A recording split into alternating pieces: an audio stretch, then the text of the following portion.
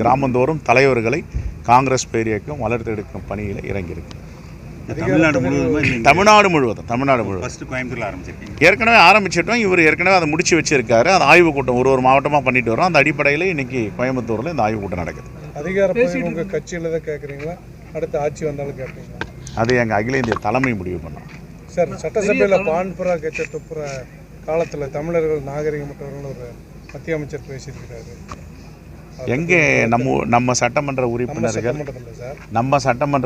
237 even AIADMK உட்பட என்னால் சொல்ல முடியும், பான் பராக் போட்டுற துப்புற கலாச்சாரம் கிடையாது. வேறு மாநிலத்தில் போயிருக்கிறாங்க சார்.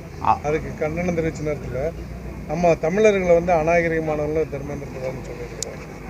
அதாவதுங்க, அநாகரிகத்தின் உச்சம் பாஜக தலைவர்கள். நாகரிகத்துக்கும் பாஜக தலைவரும் சம்மந்தமே கிடையாது. அதை பல விஷயங்களில் சொல்லலாம். நான் கொச்சைப்படுத்த விரும்பவில்லை அரசியல் கட்சி தலைவர்களை. அவர்களாக சுய பரிசோதனை செஞ்சுக்கணும். ஒரு விரல் பிறரை காட்டுகிறார்கள் என்றால் 4 விரல் அவர்களை காட்டி கொண்டு இருக்கிறது. மும்மொழி கொள்கை, இந்தி திணிப்பு, இதெல்லாம் தமிழ்நாட்டு மக்கள் கேட்டாங்களா? ஏற்கனவே ஜவஹர்லால் நேரு காலம் முதல் இன்றைய வரை, மன்மோகன் சிங் ஆட்சி நடக்கும் வரை இருமொழி கொள்கை நடைமுறையில் இருக்கிறது. 3 மொழி கொள்கை எங்களுடைய திணிக்காதீர்கள், எங்கள் பிள்ளைகளுக்கு வேண்டுமென்றால் அவர்கள் படித்துக் கொள்வார்கள், நீங்கள் யார் திணிப்பதுன்னு தான் நாங்கள் கேட்குறோம். இல்லை நாங்கள் திணிப்போம் அப்படின்னா அதுக்கு பேர் அராஜகம், பாசிசம், அதுக்கு பேர் அரசியலமைப்பு சட்டத்தின் பால் இயங்குகின்ற ஆட்சி கிடையாது. எங்கள் குழந்தைகளுக்கு எதை விருப்பப்பட்டு விருப்ப பாடமாக எடுக்கிறார்களோ அதை படிப்பார்கள். இந்த இருமொழி கொள்கையை படித்து விட்டு தான் அவர் சொன்ன மாதிரி நாங்கள் எங்கேயும் துப்புறதெல்லாம் கிடையாது, எச்ச துப்புறது கிடையாது. எங்கள் ஆட்கள்லாம் பான் பராக் போட்டு துப்புறது கிடையாது. இருமொழி கொள்கையை படித்தவர் நாகரிகமாக வளர்ந்து அமெரிக்காவில் நாசாவில் பல மாநிலங்களில் இன்றைக்கி மிகப்பெரிய வல்லுநர்களாக விஞ்ஞானிகளாக இருக்காங்க. இதில் மாற்றுக்கருத்து இருக்க முடியாதுல்ல. யாருக்குமே இருக்க முடியாது. தமிழ்நாட்டை சார்ந்த பாஜக தலைவர் கூட இருக்க முடியாது. ஆனால் அவர்கள் தமிழ்நாட்டு மக்களுக்காக பாஜக அங்கே கட்சி நடத்தலை. நாக்பூரில் RSS ஏற்றுகின்ற திட்டத்தை ஒன்றிய பாஜக நடைமுறைப்படுத்துகிறது. அதோடைய ஏவலாக இங்கே இருக்கிறார். என்ன செஞ்சுருக்கணும்? ஜவஹர்லால் நேரு காலத்திலிருந்து இன்று வரை இருமொழி கொள்கை. இந்த இருமொழி கொள்கையில் படித்தவர் தான் சுந்தர் பிச்சை, ஒரு கூகுளில் சிஇஓவாக இருக்கிறார். அவர் இதே மாவட்டத்தை சார்ந்தவர், இந்த பகுதியை சார்ந்தவர். இன்னும் பல விஞ்ஞானிகள் இருக்காங்க. இன்றைக்கி கோயம்புத்தூர் மாவட்டம் யுக புரட்சி நடந்துட்டு இருக்கு விஞ்ஞானத்தில். அது டெக்ஸ்டைல் ஆகட்டும், எலக்ட்ரானிக் ஆகட்டும், ஏற்றுமதி ஆகட்டும்னா மும்மொழி கொள்கை பிடிச்சிட்டா இந்த மிகப்பெரிய புரட்சி நடக்குதுங்க. இருமொழி கொள்கை தான். இன்றைக்கி அப்துல் கலாம் அவர்கள் மும்மொழி கொள்கையை படிச்சுட்டா மிகப்பெரிய விஞ்ஞானியானார். மயில்சாமி ராக்கெட்டை விட்டார், மும்மொழி கொள்கையை படிச்சுட்டா. அவங்களாம் இந்தியே தெரியாது. இருமொழி கொள்கை. இப்போ முத்துவேல் வீரப்பன் அவர்கள் ராக்கெட் விட்டார், கடைசியாக விட்ட ராக்கெட். அவர் என்னுடைய தொகுதியில் சாய்ராம் இன்ஜினியரிங்கில் படித்து ராக்கெட்டை விட்டார். அவர் இருமொழி கொள்கை தான் படித்தார். இன்றைக்கி எல்லா இடத்துலையும் மிகப்பெரிய வல்லுநர்களாக விஞ்ஞானிகளாக இருப்பது எல்லாமே இருமொழி கொள்கை தான். மும்மொழி கொள்கை படிச்சுட்டு யாரும் இல்லை. நீங்கள் மும்மொழி கொள்கை படித்தீங்களா? ஏதாவது ஒருத்தர் சொல்லுங்கள் பார்ப்போம். பாஜக தலைவர்களை சொல்லுங்கள். மும்மொழி கொள்கை படித்தாங்க, தமிழ்நாட்டை விட வளர்ச்சியில் அதிகமாக இருக்காங்கன்னுட்டு. கல்வியை முதல் பள்ளி கல்வி புரட்சியை இந்த தேசத்தில் தேசத்தில் ஏசியாவிலே ஏற்படுத்த பெருந்தலைவர் காமராஜர். இதிலேயே இல்லாத போது பெருந்தலைவர் காமராஜர் பள்ளி கல்வித்துறையில் புரட்சியை பண்ணார். அதனுடைய தொடர்ச்சி இன்று முதலமைச்சர் வரைக்கும் பண்ணிகிட்ருக்கார்.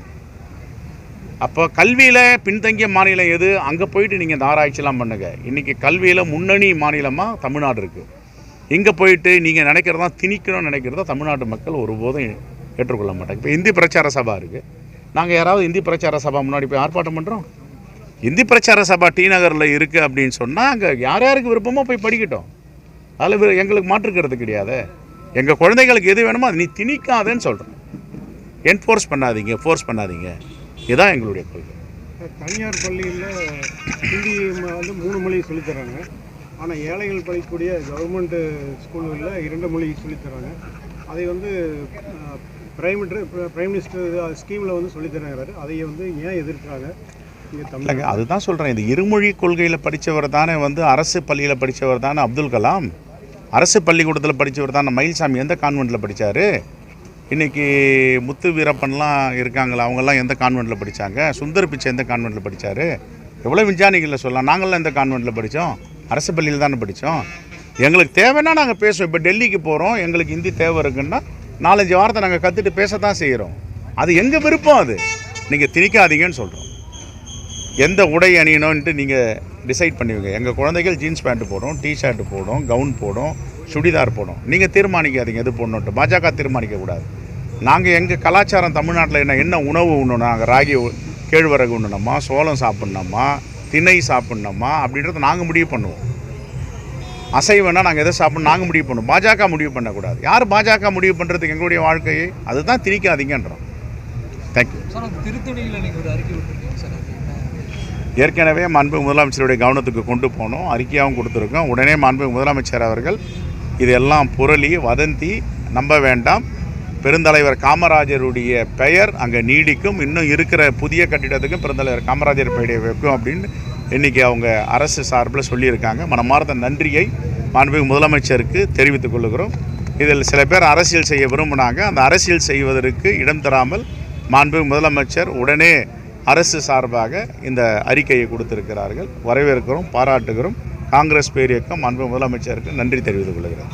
தமிழ்நாட்டில் காங்கிரஸ் பேரியக்கம் என்ன வலுவாக இருக்கா இல்லை எந்த அளவில் இருக்குது? ஏன்னா உங்கள் தலைவரே சொன்னார், கூட்டணி கட்சிகள் வந்து சீட்டு கேட்கும்போது பூத்துக்கே ஆள் இல்லைன்னு சொல்கிறாங்க அப்படின்னு சொன்னார். இப்போ எந்த அளவில் வலுவாக இருக்குன்னு?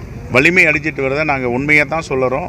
எல்லா கட்சியும் பார்த்துட்டு இருக்காங்க. எல்லா கிராமத்துலேயும் ஒரு வைப்ரண்ட்டாக காங்கிரஸ் பேரியக்கம், எங்கள் தலைவர்கள், இது எங்களுடைய கட்சி, எங்கள் பாட்டங்கட்சி, எங்கள் முப்பாட்டங்கட்சி, எங்கள் தந்தையுடைய கட்சி, நாங்கள் புதிய பரிணாமத்தோடு காங்கிரஸ் பேரியக்கத்தில் பணியாற்றணும்னு வந்துட்டு இருக்காங்க.